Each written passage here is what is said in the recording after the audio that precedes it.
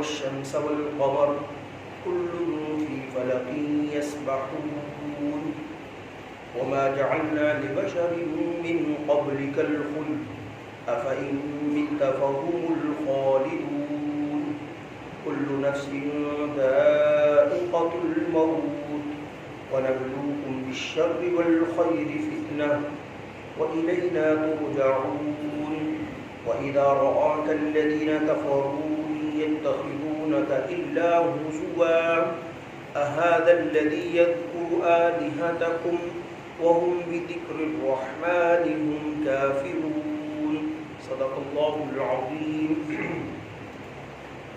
محترم سامعین، سورۃ الانبیاء یہ سورت مکی ہے اور مکی صورتوں کے متعلق ہم نے پڑھا ہے کہ اللہ رب العزت مکی صورتوں کے اندر بنیادی جو مضامین ہیں توحید، رسالت، آخرت، ان کے متعلق ارشادات زیادہ ہوتے ہیں اور کفر کا شرک رد فرماتے ہیں.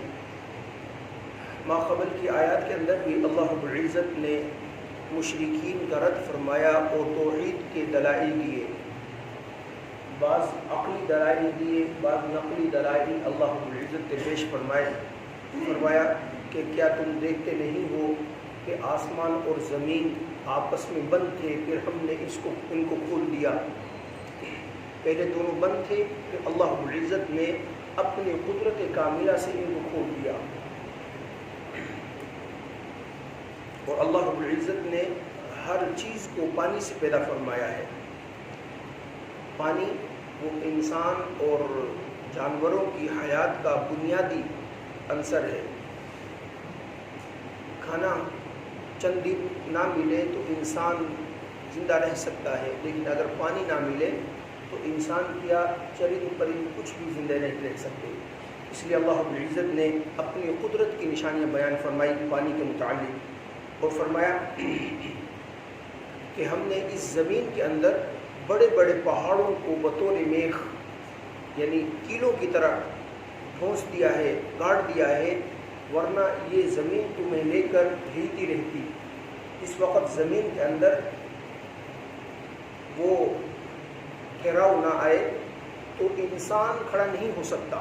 کہ جائے کہ اتنی بلند و بالا عمارتیں اور مکانات وہ کس طرح کھڑے ہو سکتے ہیں. یہ بھی اللہ رب العزت کی وحدانیت کی دلیلیں ہیں. فرمایا کہ وَهُوَ الَّذِي خَلَقَ اللَّيْلَ وَالنَّهَارَ، اللہ رب العزت کی وہ ذات ہے کہ جس نے پیدا فرمایا ہے رات کو اور دنوں کو. رات کو بھی اللہ رب العزت کی ذات نے پیدا فرمایا ہے، دن کو بھی اللہ رب العزت کی ذات نے پیدا فرمایا ہے.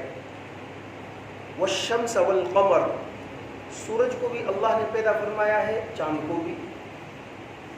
یعنی دن رات، سورج، چاند، ستارے، سیارے، تمام مخلوقات کو اللہ رب العزت نے پیدا فرمایا ہے. اصل میں یہ بات کیوں ارشاد فرمائی اللہ رب العزت نے؟ اس لیے بعض مشرکین کا رد فرمایا جو یہ چاند اور ستاروں کی پوجا کیا کرتے تھے. اللہ رب العزت نے ارشاد فرمایا کہ دیکھو حضرت انسان بھی مخلوق ہے اور چاند بھی مخلوق ہے، سورج بھی مخلوق ہے، ستارے بھی مخلوق ہیں. اب عجیب دیکھے کہ جو لوگ چاند اور سورج کی پوجا کرتے ہیں ان کے اندر ذرا سی بھی عقل نہیں کہ اللہ کی وہ مخلوق جس کو اللہ رب العزت نے اتنے زیادہ اختیارات نہیں دے رکھے جتنے اختیارات انسان کو دے رکھے ہیں، لیکن اس کے باوجود بھی یہ اس مخلوق کی عبادت کر رہا ہے جس کو محدود اختیارات دے رکھے ہیں. اب انسان ہے، انسان کو اللہ رب العزت نے تمام اختیارات دے رکھے ہیں کہ وہ آگے چلتا ہے، پیچھے چلتا ہے، دائیں چلتا ہے، بائیں چلتا ہے، آگے دیکھتا ہے، پیچھے دیکھتا ہے، وہ اپنی مرضی سے بیٹھ جاتا ہے، چلتا ہے. تمام اختیارات اللہ رب العزت نے انسان کو دے رکھے ہیں. لیکن آپ سورج کو دیکھ لیں، چاند کو دیکھ لیں، اللہ پاک نے اختیار اس کو نہیں دے رکھا. اللہ پاک نے اس کو صرف یہ اختیار دے رکھا ہے جو مدار تمہارا مقرر ہوا ہے بس اس میں چلنا ہے آپ نے. اور جس وقت سے اللہ رب العزت نے اس کو پیدا فرمایا ہے، چاند کو، سورج کو، ستاروں کو، اس وقت سے وہ چل رہے ہیں اپنے مدار کے اندر. اور اللہ رب العزت کا نظام کتنا مستحکم ہے کہ آج دنیا کے اتنی ترقی کے باوجود کتنی گاڑیاں ڈیلی جو ہے نا آپس میں ٹکرا جاتی ہیں، اور گاڑیاں تو دور کی بات، انسان آپس میں ٹکرا جاتے ہیں، لیکن اللہ رب العزت کے اتنی بڑی بڑی مخلوقات، ستارے، چاند، سورج اپنے مدار کے اندر چل رہے ہیں۔ سیارے کتنے ہیں؟ بعض تو ہیں جو اپنے مقام پر ٹھہرے ہوئے ہیں، بہت ساری اللہ رب العزت کی مخلوقات بعض گردش کر رہی ہیں، لیکن آج تک کسی نے نہیں سنا کہ وہ آپس میں ٹکرا گئے ہوں اور نظام پاش پاش ہو گیا ہو۔ یہ اللہ رب العزت کا نظام ہے۔ تو جب اللہ رب العزت نے ان مخلوقات کو پیدا فرمایا ہے اور مستحکم نظام کے ذریعے سے یہ چل رہے ہیں، تو پھر عبادت بھی اسی اللہ وحدہ لا شریک کی ہونی چاہیے، پھر اللہ کی مخلوقات کی عبادت نہیں ہونی چاہیے۔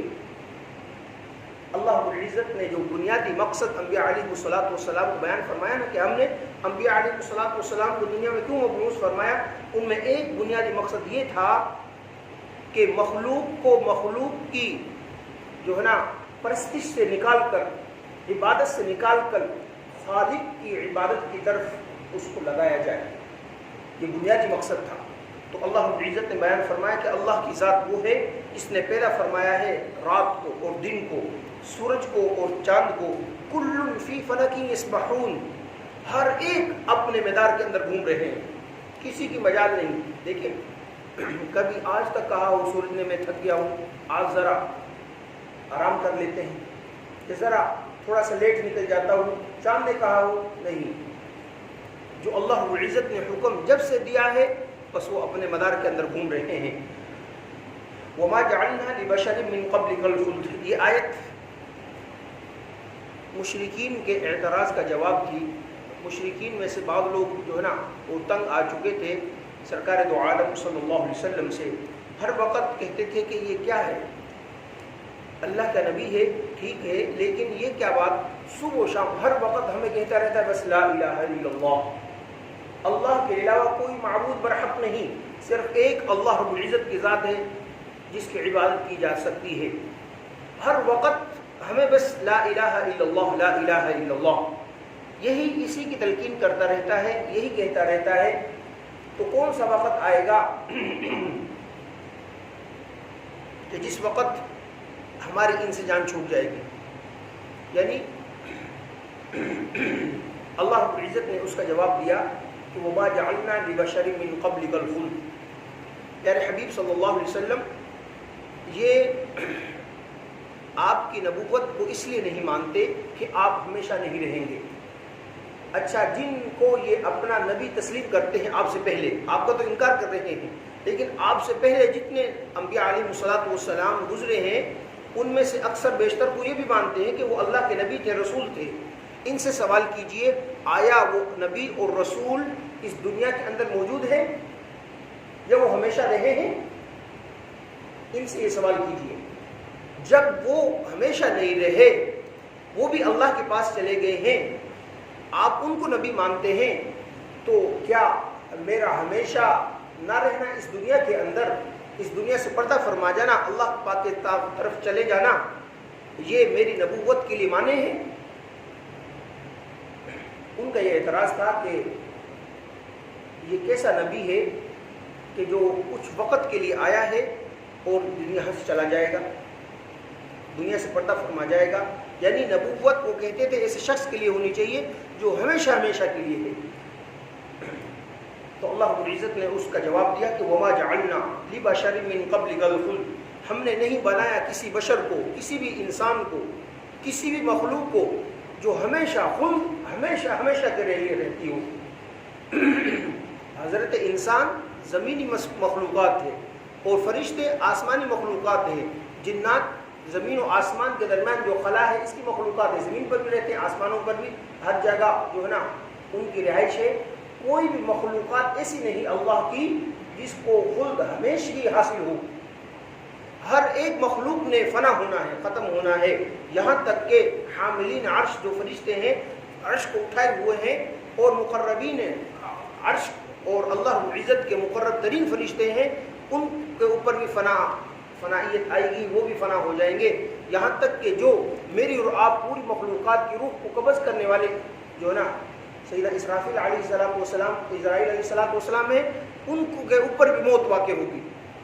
وہ بھی اس دنیا جو ہے نا ایک وقت کے لیے ایک لمحہ کے لیے ان کے اوپر بھی موت واقع ہوگی. پھر اس کے بعد اللہ رب العزت جو ہے نا کی ذات ہے جو صرف باقی رہنے والی ہے. کیا فرمایا اللہ رب العزت نے؟ کل من علیہا فان ویبقا وجہ ربک ذو الجلال والاکرام. ہر چیز پر فنائیت ہے. لہذا یہ کیا اعتراض ہے کہ اللہ کے نبی صلی اللہ علیہ وسلم اس دنیا سے پردہ فرما جائیں گے اس لیے ہم رسول نہیں مانتے، نبی نہیں مانتے؟ تو اللہ رب العزت نے اس کا جواب دیا کہ کوئی بشر ایسا نہیں جس کو ہم نے بھیجا ہو وہ ہمیشہ ہمیشہ کے لیے یہاں پر رہا ہو. ہرگز ایسی بات نہیں. اس آیت کو لے کر نا قادیانی اعتراض کرتے ہیں، اور وہ اعتراض اس لیے کرتے ہیں، ان کا بدبخت جو ان کا سردار تھا وہ کہتا تھا دیکھو یہاں پر اللہ رب العزت نے فرمایا کوئی بشر ایسا نہیں جس کو جو ہمیشہ رہا ہو. لہذا سیدنا عیسیٰ علیہ السلام وہ کیا ہے، وہ اس دنیا سے پردہ فرما چکے ہیں. یہ دیکھو مسلمانوں کی بنیادی عقائد میں سے ہے. سیدنا عیسیٰ علیہ السلام اس وقت زندہ آسمانوں پر جو ہے نا موجود ہیں. قرب قیامت میں اللہ رب العزت کے حکم سے تشریف لائیں گے اور اس دنیا کے اندر وہ نظام خلافت اور سرکار دو عالم صلی اللہ علیہ وسلم کی شریعت کو نافذ فرمائیں گے. یہاں پر آ کر جو ہے نا ان کی شادی بھی ہوگی. 40 سال وہ اس دنیا کے اندر رہیں گے. اس کے بعد اس دنیا سے پردہ فرمائیں گے. سرکار دو عالم صلی اللہ علیہ وسلم کے روضہ اطہر میں ایک جگہ موجود ہے، وہاں پر ان کو دفن کیا جائے گا. یہ بنیادی عقیدہ ہے مسلمانوں کا. قرآن کریم کا عقیدہ ہے کہ اللہ رب العزت نے سیدنا عیسیٰ علیہ السلام کو زندہ آسمانوں پر اٹھایا ہوا ہے. یہ مسلمانوں کو بنیادی عقیدہ. اگر کسی کا یہ عقیدہ نہیں تو قرآن کے خلاف ہے، وہ شخص مسلمان نہیں. مرزا غلام احمد قادیانی اس کے پیروکار وہ بدبخت یہ کہتے ہیں کہ دیکھو یہاں پر کیا ہے، اللہ پاک نے فرمایا وما جعلنا لبشر من قبلک الخلد، ہم نے کوئی بشر ایسا نہیں بیچا جو ہمیشہ ہمیشہ رہنے والا ہو. بھائی ٹھیک ہے، قرآن کریم کے الفاظ پر غور کیجئے. آپ کے اندر اتنی عقل و شعور تو ہونا چاہیے کہ آپ سمجھیں اللہ پاک کیا فرما رہے ہیں. اللہ پاک نے فرمایا کہ کوئی بھی بشر ایسا نہیں جو ہمیشہ ہمیشہ کے لیے رہے. ہم نے کب کہا ہے عیسیٰ علیہ السلام ہمیشہ ہمیشہ دنیا میں رہیں گے؟ ہم نے تو نہیں کہا، نہ قرآن کریم نے کہا ہے. اللہ کے نبی صلی اللہ علیہ وسلم نے فرمایا ہے قرب قیامت میں عیسیٰ علیہ السلام کا نزول ہوگا. اس کے بعد وہ یہاں پر دنیا کے اندر نظام قائم کریں گے اور جو ہے نا مشرکین کو کافر کو ختم کریں گے اور شریعت اسلام کو جو ہے نا وہ نافذ کریں گے. پھر شادی بھی کریں گے، بچے بھی ہوں گے. اس کے بعد دنیا سے رحلت فرمائیں گے. تو ہمیشہ تو نہ رہے. آپ جو کہتے تھے، آپ تو یہ کہتے ہیں وہ پہلے فوت ہو چکے ہیں، نعوذ باللہ. اور نعوذ باللہ کیوں کہتے ہیں؟ اس لیے کہ خود عیسیٰ علیہ السلام ہونے کو اس نے بدبخت لعین نے ملعون نے دعویٰ کیا تھا. کبھی کچھ کہتا، کبھی کچھ بکواسات کرتا رہتا. کبھی کہتا میں عیسیٰ ہوں، کبھی کہتا میں مہدی ہوں، کبھی نعوذ باللہ ثم نعوذ باللہ کہتا کہ محمد صلی اللہ علیہ وسلم.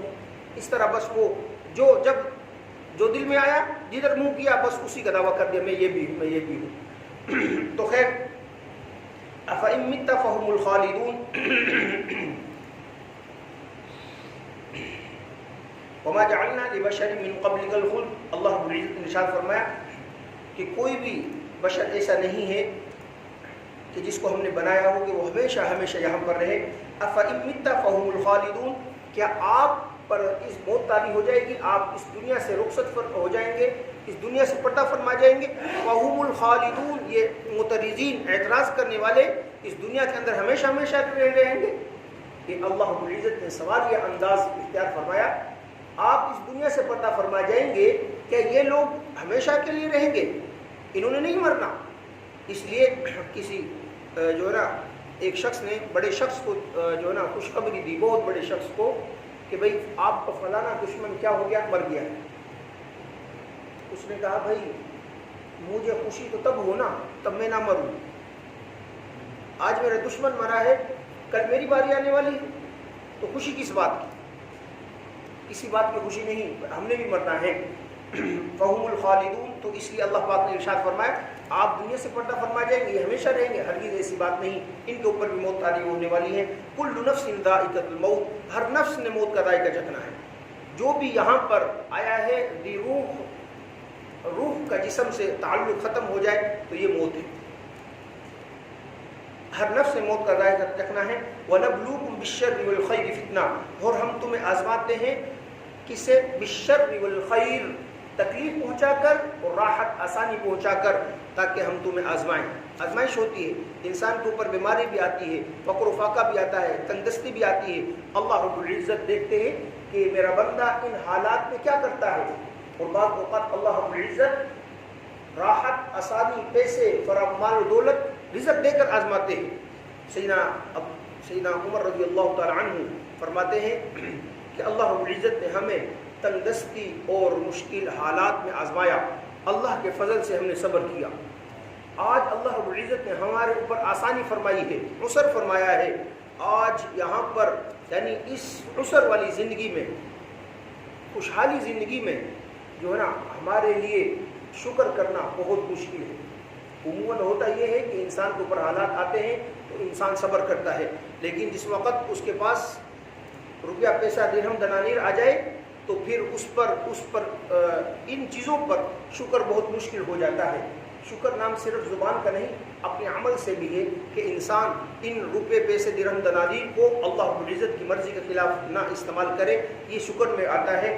تو فرمایا ہم تمہیں آزماتے ہیں بھلائی دے کر اور برائی دے کر، وَإِلَيْنَا تُرْجَعُونَ، تم سب کا لوٹنا میری طرف ہے۔ اس طرح روایت میں آتا ہے نا، اللہ کے نبی صلی اللہ علیہ وسلم نے ارشاد فرمایا، اگر کسی شخص کے بچے کو اللہ رب العزت موت دے دے، اس کے بعد وہ شخص اس پر وابیلہ نہ کرے، جزا فضا نہ کرے، اس کے گھر والے اس پر وابیلہ اور جزا فضا نہ کریں، بلکہ وہ کیا کہیں، اِنَّا لِلَّهِ وَإِنَّا إِلَيْهِ رَاجِعُونَ، الحمد للہ علی کل حال۔ اس وقت یہ الفاظ وہ کہتے ہیں کہ اِنَّا لِلَّهِ وَإِنَّا إِلَيْهِ، ہم سب کس کے ہیں، اللہ رب العزت کے ہیں نا، اللہ رب العزت کی طرف ہی جانے والے ہیں۔ ہر حالت میں اللہ رب العزت کا شکر ہے۔ جس وقت یہ الفاظ انسان کہتا ہے، فرشتے سے اللہ رب العزت علم کے باوجود پوچھتے ہیں میرا بندہ کیا کہہ رہا ہے، فرشتے عرض کرتے ہیں باری تعالیٰ اِنَّا لِلَّهِ وَإِنَّا إِلَيْهِ راجعون پڑھا، اور الحمدللہ علی کل حال، ہر حالت میں اللہ رب العزت کی تعریف میں حمد ہے، بیان ہے۔ تو اللہ رب العزت ارشاد فرماتے ہیں پھر میرے اس بندے کے لیے جنت کے اندر بیت الحمد تعمیر فرما دیجئے، بہت بڑا محل تعمیر فرما دیجئے، کہ اس نے جو صبر کیا ہے مصیبت پر، اس کا بدلہ کیا ہے، یہی ہے کہ میں اس کے لیے جنت میں بہت بڑا محل تیار کروں۔ تو وَإِلَيْنَا تُرْجَعُونَ، اگر کوئی شخص تندرستی کے اندر زندگی گزارتا ہے، اس پر صبر کرتا ہے، یا خوشحالی میں زندگی گزارتا ہے، ناشکری کرتا ہے، ہر حالت میں اللہ رب العزت کی طرف لوٹنا ہے، پھر اللہ رب العزت ہر ایک کو جو ہے نا، ہر ایک کو اللہ رب العزت کے سامنے جواب دینا ہوگا۔ فرمائے وَإِذَا رَآكَ الَّذِينَ كَفَرُوا، جس وقت دیکھتے ہیں وہ لوگ آپ کو جو کافر ہیں، إِن يَتَّخِذُونَكَ إِلَّا هُزُوًا، نہیں وہ مگر آپ کے ساتھ ٹھٹا کرتے ہیں، مذاق کرتے ہیں۔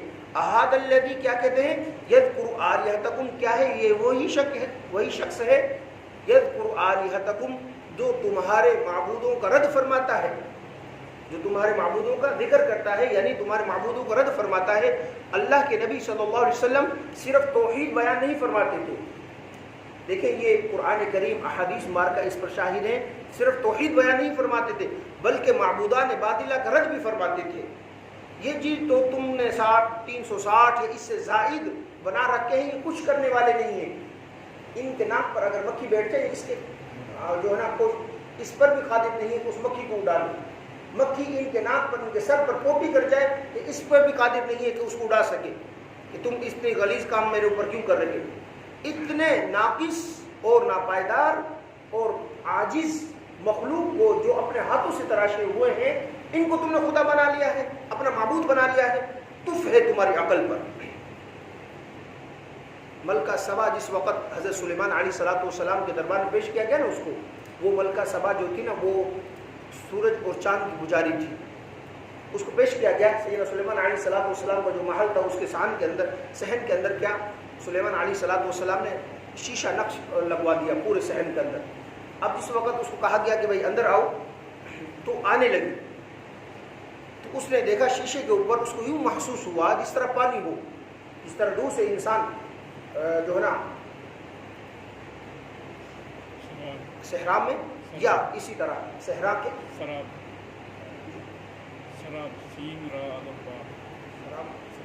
دور سے پانی نظر آتا ہے، جی، یا اسی طرح جو ہے نا جس وقت سفر کرتے ہیں، ہمارے پنجاب میں بھی سڑکوں کے اوپر دور سے اسی طرح گرمیوں میں نظر آتا ہے، دور سے پانی، حالانکہ پانی نہیں ہوتا، یا صحرا کے اندر بھی اسی طرح دیگر مقامات میں اب وہ جس وقت ملکہ بلقیس وہاں پر لائی گئی نا، وہ اس کو لایا گیا، وہ جس وقت اس صحن کے اندر چلنے لگی اس کو یہی محسوس ہوا کہ یہ پانی ہے۔ اب اس نے کیا کیا کہ سورۃ النمل آیت نمبر 36 کے اندر غالباً جو ہے نا یہ واقعہ ہے، تو اس نے اپنی جو شلوار تھی نا اس کو پنڈلیوں تک اوپر کر لیا کہ یہ نہ ہو کہ میرا ان جو ہے نا پانی کے اندر میرے کپڑے گیلے ہو جائیں۔ سیدنا سلیمان علیہ الصلوۃ والسلام فرمایا کتنی کم عقل عورت ہے، اتنی بھی عقل نہیں کہ یہ پانی نہیں، یہ پانی کا عکس نظر آ رہا ہے، یہ پانی کہاں ہے؟ اتنی کم عقل ہے کہ پانی اور جو ہے نا اس کے عکس کے اندر کوئی فرق محسوس نہیں کر سکی، لیکن عبادت کس کی کر رہی ہے؟ چاند کی اور جو ہے نا سورج کی۔ سمجھانے کے لیے یہ جو ہے نا یہ بات انہوں نے اس طرح ان کو سمجھایا، تو فرمایا احاد الذی یذکر آلہتکم، اللہ کے پیغمبر صلی اللہ علیہ وسلم صرف توحید بیان نہیں فرماتے تھے بلکہ معبودان باطلہ کا رد بھی فرماتے تھے کہ یہ ایسے کمزور عاجز ہیں اور کچھ نہیں کر سکتے، ان کا کیا کہنا جو انسان اپنے ہاتھوں سے بنائے۔ بس اب انسان عمارت بنا دے تو یہ عمارت انسان کے ہاتھوں کی محتاج ہے نا، جو اس پہ نقش کر دے وہی اس پہ لگا رہے گا، جو کمی کر دے، جو خوبصورتی بنا دے، تو یہی چیز تھی ان کی۔ تو فرمایا احاد الذی یذکر آلہتکم، کیا یہ وہی شخص ہے جو تمہارے معبودان باطلہ کا تذکرہ کرتا ہے، یعنی ان کی نقص و تنقیص بیان فرماتا ہے، وَهُمْ بِذِكْرِ الرَّحْمَنِ هُمْ كَافِرُونَ، حالانکہ وہ ایسے لوگ تھے جو رحمان کے ذکر سے منکر تھے، رحمان کے ذکر سے وہ منکر تھے، لیکن تھے معبودان باطلہ کی عبادت کرنے والے۔ آگے بھی جو ہے نا اللہ رب العزت توحید کے مختلف دلائل بیان فرما رہے ہیں۔ اللہ رب العزت سے دعا ہے کہ اللہ پاک مجھے اور آپ کو قرآن کریم کے اوامر پر عمل کرنے کی توفیق عطا فرمائے اور نواہی سے بچ کر زندگی